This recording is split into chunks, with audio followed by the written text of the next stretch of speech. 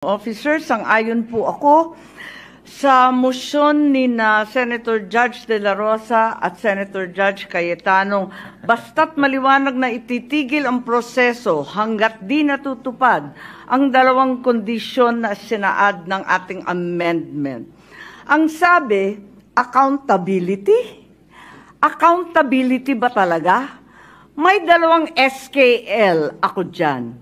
Una, SKL, share ko lang na si VP Inday Sara ay sinampahan ng kaso sa Komisyon ng Audit, ang COA, sinampahan ng kaso sa Supreme Court, sinampahan ng kaso sa iba't iba pang korte, sinampahan ng kaso ng Department of Justice, pati na rin ng PNP, at sinampahan ng kaso ng disbarment.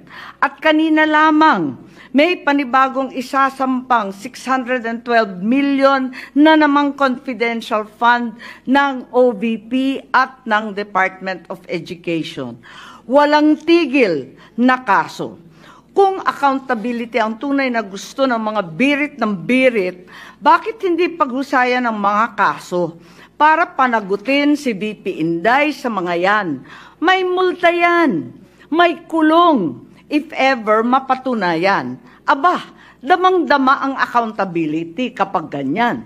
Itong impeachment na inipit, inupuan, nilimliman, minadali, ibinalibag sa Senado sa dulo ng sesyon.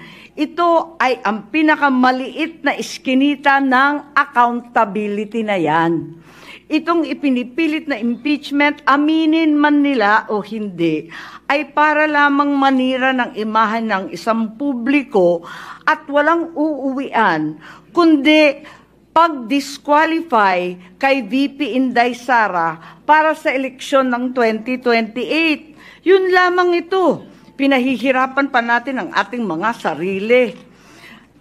Alam naman nating lahat, tayo at ang sambayanan, hindi accountability ito. Tungkol ito sa pagpigil kay VP Inday Sara para sa 2028. Huwag na tayo mag-production number. Yan ang gustong puntiryahin. Kaya ang pangalawa kong SKL, ikalawa SKL, saan ka lulugar?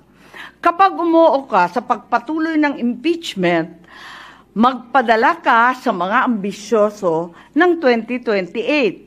Kapag pinadismiss o pinaremand mo naman, sasabihan kang pinoprotektahan mo si Inday. SKL, saan ka lulugar? Ako sa tama. Magpakatotoo tayo, mga kapatid na hukom at senador.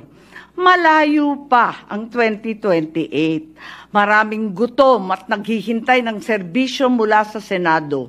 Hindi tanga ang Pilipino. Alam natin ang motibo at tunay na pakay ng mga lulong sa ambisyon at kapangyarihan. Maraming salamat.